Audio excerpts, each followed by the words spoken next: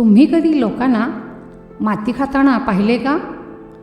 1972चा दुष्काळ, आकाशातून बरसणाऱ्या आगीचं आणि मातीचं जणू युद्धच सुरू झालेलं. मात्र यामध्ये रोजगार हमीतून मिळणाऱ्या सुकडीनं लोकांना जगायला शिकवलं. हा दुष्काळ बरंच काही शिकवून गेला. विलासराव पाटील हे पेशानं शिक्षक, पण ते रोजगार हमीचं काम देखील करायचे. 5 वर्षाचा त्यांचा मुलगा सुनील यांनी वडिलांच्या शिस्तीत व आजीच्या देखरेखीखाली शिक्षणाचा श्रीगणेशा केला. इयत्ता 1ली ते 2रीमध्ये दळवी गुरुजी होते. ते मांडीवर बसून समजावून शिकवत. त्यामुळे शाळेला न जाणारा सुनील शाळेला नेहमीच जाऊ लागला. शाळेविषयी गोडी वाटायला लागली. एकदा तर खूप गंमतच झाली. इयत्ता 4थीत असताना यात्रेमध्ये त्यांना ट्रॅक्टर बक्षीस लागला. त्यांच्या जीवनातील हे पहिलं बक्षीस. खूप कौतुक त्या ट्रॅक्टरचं. त्याच धुंदीत सतत खेळत राहायचं. अभ्यासाकडं मात्र दुर्लक्ष व्हायचं. ही गोष्ट वडिलांना कळाल्यानंतर त्यांनी चांगलाच प्रसाद दिला.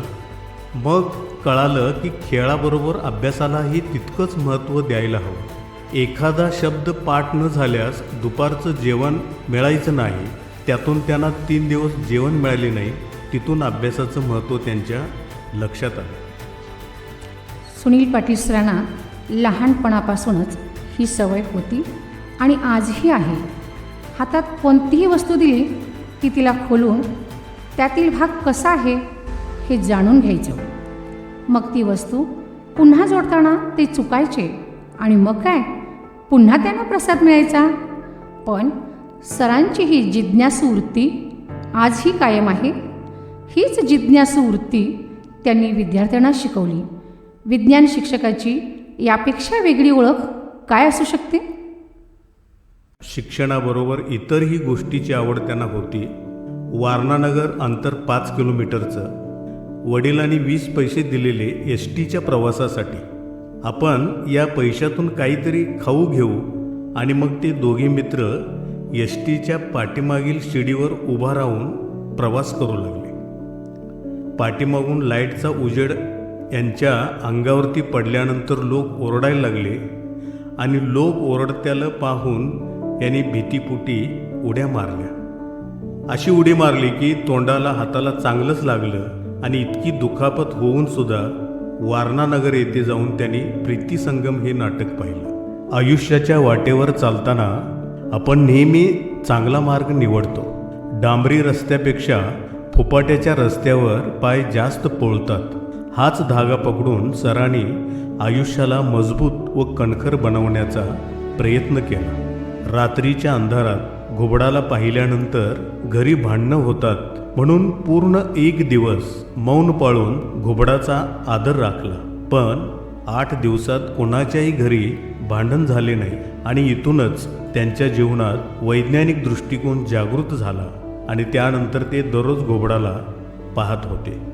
सराने 12 ऑगस्ट 1991ला लोकमान्य टिळक विद्यामंदिर साकीनाका, कुर्ला, मुंबई येथे नोकरीला सुरुवात केली. 1992 साली नाईट हायस्कूल, कांजूरमार्ग येथे डॉकयार्ड कॉलनीतील मुले शाळेला येत होती. हा एरिया अतिशय भयानक होता. पाटील सर जेव्हा 10वीच्या वर्गात गेले त्यावेळी त्यांच्या असं लक्षात आलं की काल काही मुलं शाळेला आली नव्हती. सर म्हणाले, का रे, काल शाळेला का आला नाहीस? असं म्हणून त्यांनी त्या मुलाच्या पाठीवर हात ठेवला. मुलगा सरांच्याकडे रागानं पाहू लागला आणि बेंच खाली ठेवलेला चाकू त्यानं बेंचवर ठेवला.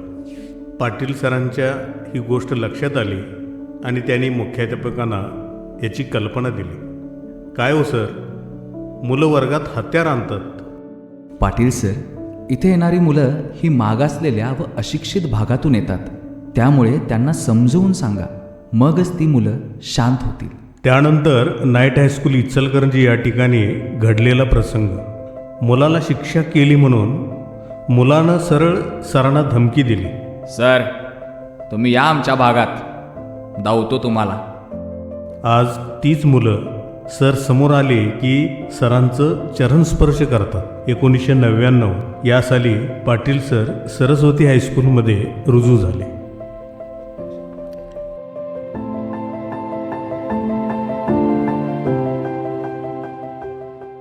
प्रशालेच्या माजी मुख्याध्यापिका सौभाग्यवती काटकर मॅडम यांची शिस्त आणि दलित मित्र काकासाहेब माने यांचे मार्गदर्शन व आशीर्वाद यामुळे खऱ्या अर्थाने सरांच्या कर्तृत्वाला झळाळी आली.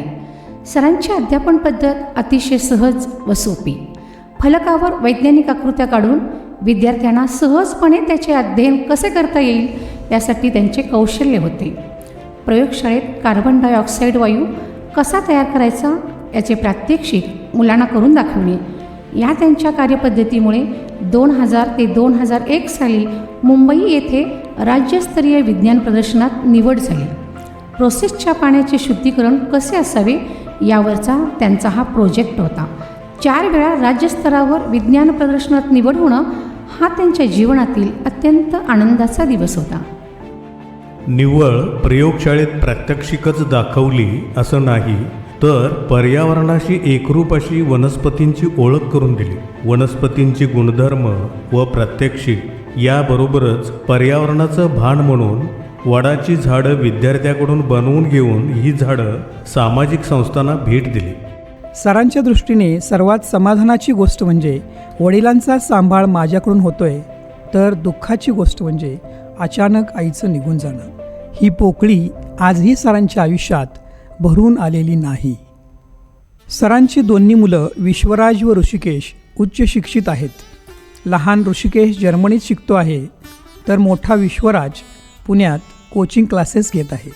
पाटील सरांनी निव्वळ अध्यापनातून विज्ञान शिकवलं नाही, तर मुलांना विज्ञान जगायला शिकवलं. समाजातून अंधश्रद्धा, दैववाद संपावा यासाठी त्यांनी वेगवेगळे प्रयोग केले.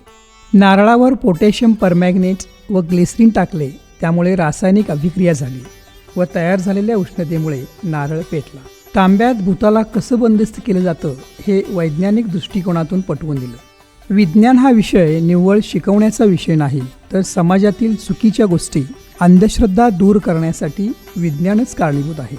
सकस व निर्भय समाजरचना करण्यासाठी मुलांच्यात हे मूल्य रुजवण्याचं काम पाटील सरांनी अनेक वर्ष सातत्यानं केलेलं आहे. सरांच्या पत्नी सौ उज्ज्वला मॅडम ज्यांनी संसाररूपी वृक्ष खऱ्या अर्थानं फुलवला. पाटील सरांच्या प्रत्येक कामात साथ दिली, प्रोत्साहन दिलं. सरांच्या प्रत्येक यशात त्यांचा वाटा समान आहे. मॅडमांच्या या वृत्तीला सलाम. श्री सुनील पाटील सर, आपल्या या कार्याप्रती आम्ही कृतज्ञ आहोत. आपल्या पुढील वाटचालीस शुभेच्छा. आपणास चांगलं आरोग्य व दीर्घायुष्य लाभो हीच प्रार्थना. सरस्वती परिवार नेहमी आपल्या सोबत असेल. धन्यवाद.